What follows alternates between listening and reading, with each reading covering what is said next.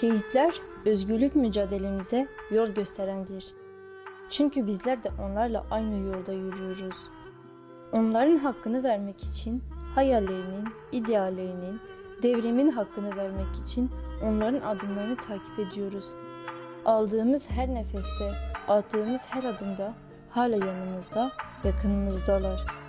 Gülümsemelerimizle, gözyaşlarımızla, öfkelerimizle, zafer için, isyan için ve direniş için duyduğumuz öfke, özgürlük mücadelemizde bizimle birlikte yaşamaya devam ediyorlar. Çünkü biliyoruz ki onların adları olarak onları onurlandırmanın en iyi yoludur.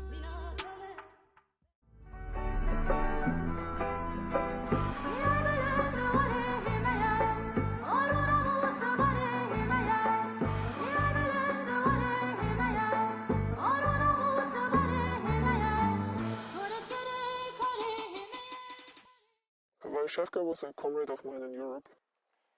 We would meet and go for long walks on the outskirts of the city where I lived. And we were talking about perspective on the revolution in Rojava, our lives, our families. And he was preparing himself to go already. Like, it was something that I had in my head.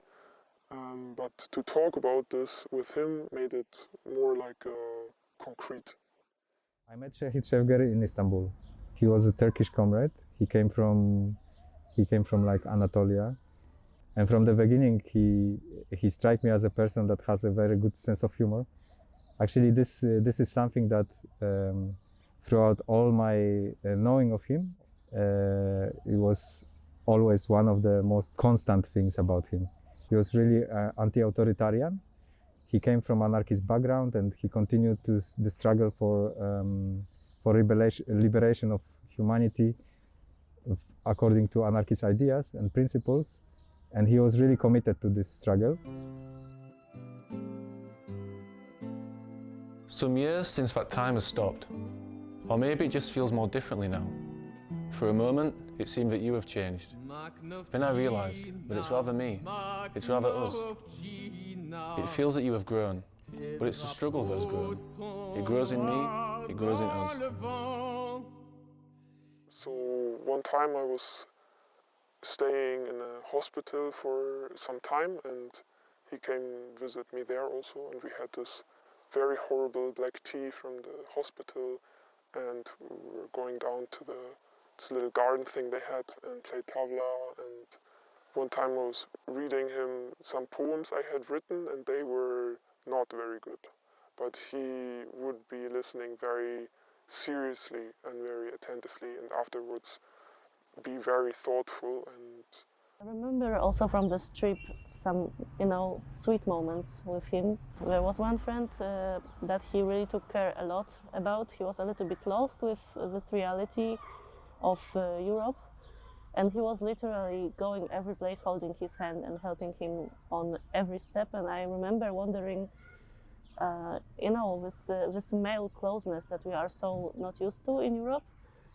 It was so beautiful, and in a way also so motherly. Like I saw him as this mother, patiently bringing this friend around and helping on every step. Since then, I search for those who have crossed your path, to see more of you, to touch you once again, to get to know you through the other's eyes, to drink your voice from their mouths, with every word bringing you back, redrawing the shape of your face, recolouring your smile. That smile, so well curved in my heart, like it's marking the time itself. Like Şehit Şevger was a lot of fun. He would create constant misunderstandings and had these constant moments where he would just seed these seeds of chaos in your daily life. Like, he understood English very well, but he had his own way of understanding things. So he would always mess things up. Like, we would have a conversation with 5 or 10 people, and we could come to conclusions. Everybody would understand the same thing, and we would think he also understood the same thing, but he would always understand something slightly differently.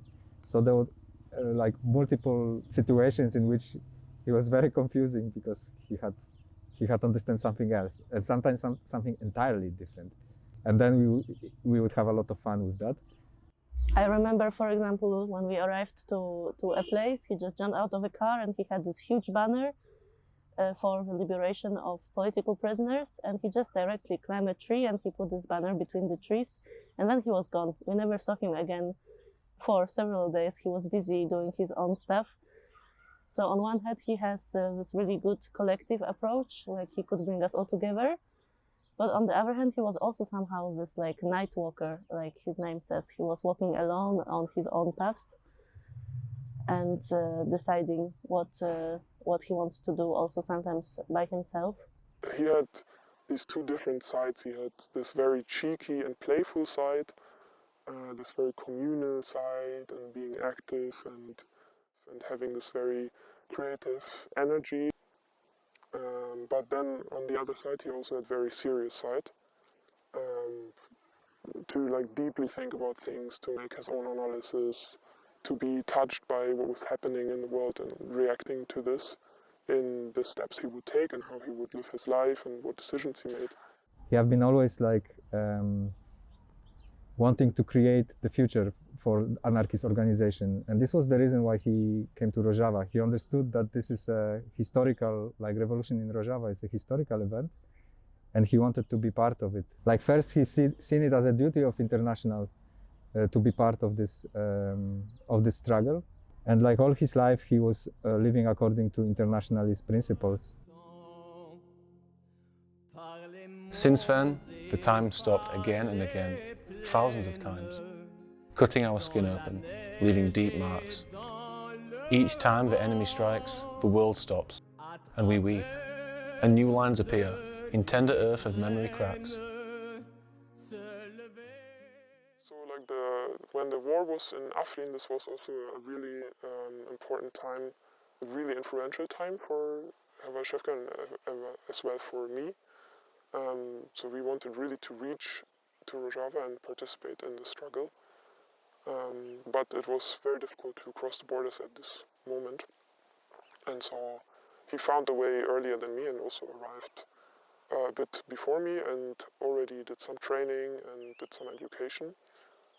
And was pushing a lot to just go to Afrin, just go to fight. And yeah, so he went there and he was with some comrades defending the villages.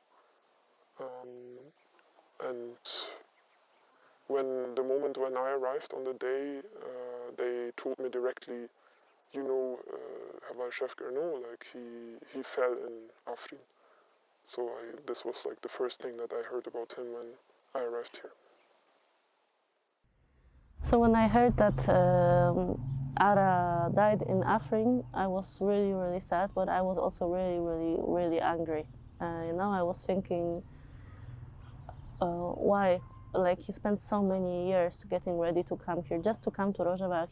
I was feeling so devastated by this, that his life went so fast and he didn't even see this place, he didn't see the revolution, he didn't meet these people, he didn't leave enough of his own footprints in this land.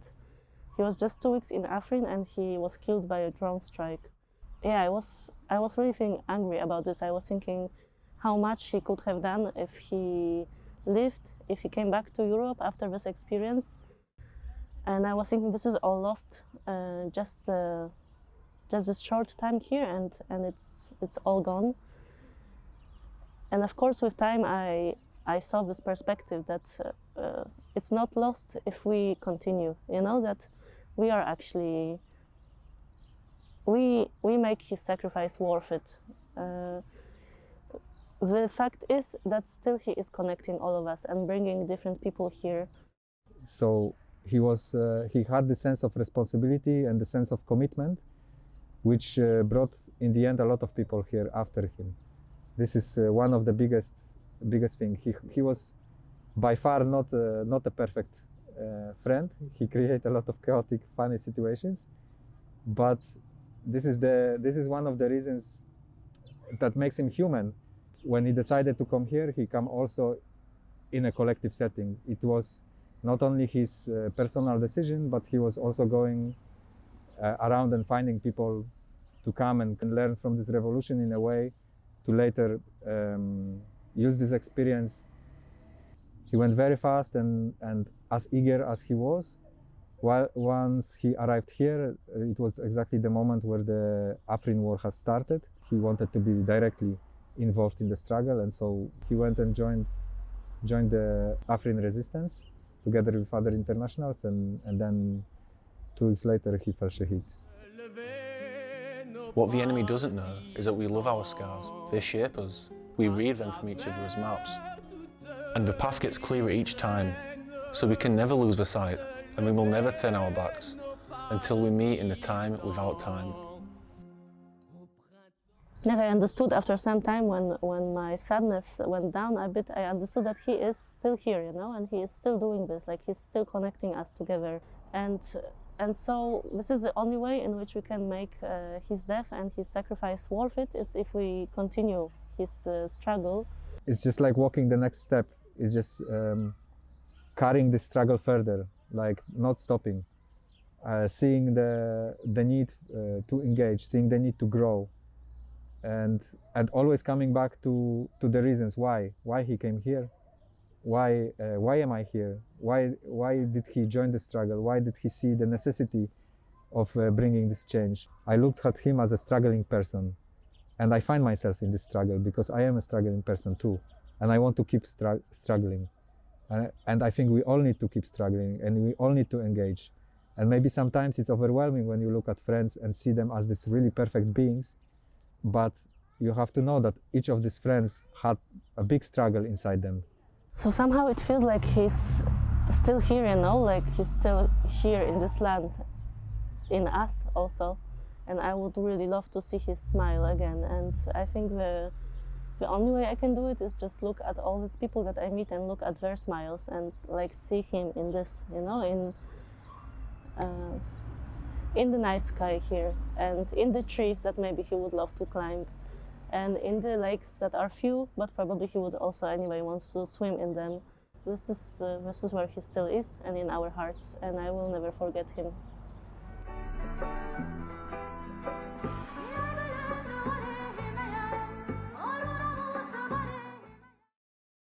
Şehitler ölümsüzdür. Çünkü onlar gelecek nesiller için bir geleceği, çocukların bomba korkusu olmadan gülebilecekleri ve dans edebilecekleri bir geleceği garanti altına almak için hayatlarını verdiler. Kadınların kendi gerçeklerini yaşayabilecekleri, toplumların ekoloji ve temel demokrasiye dayandığı bir geleceği yaratma uğruna ölümsüzleştiler. Mücadelemiz var oldukça özgürlük şehitlerinin yaşamları var olacaktır. Onların fedakarlıklarını yeni bir yaşama dönüştürerek onurlandırmak bizim görevimizdir. Şehitlerimiz gibi bizler de söz verdik. Onlardan asla vazgeçmemeye, hayallerinden, devrinden vazgeçmemek için sözümüzü verdik. Şehit namların.